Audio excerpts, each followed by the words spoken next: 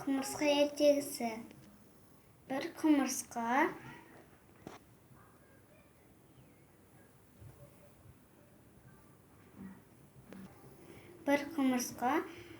өзінің достарынан кетіп қалады. Ара қоңыздармен дос болып алады. Іздеп жүрген құмырсқа жолдың ортасынан дән тауып алады. Жалғыз өзі дәнді ары-бері қозғалта көтере алмай қояды.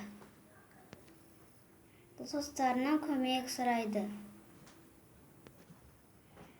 Араға маған көмектесіп жіберші дейді. Ара, мен де жұмыс істеп жатырмын ғой, көрмей тұрсың ба дейді. Сосын құмырсқа көңілі түсіп қоңызға барады. Қоңыз, маған көмектесші дейді. Қоңыз,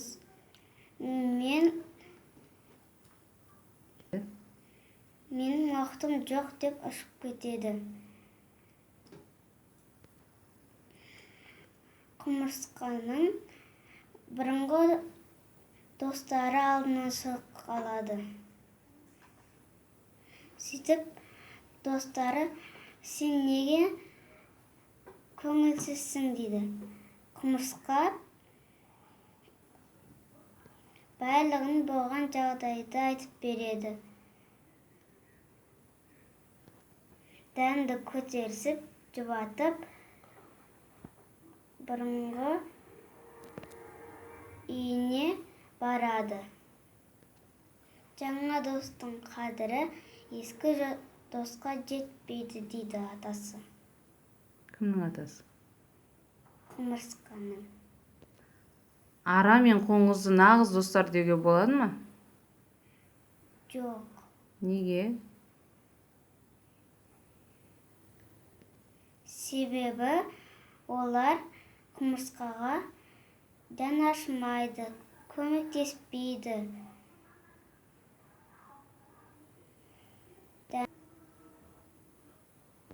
Нағыз достар деген қандай болу керек?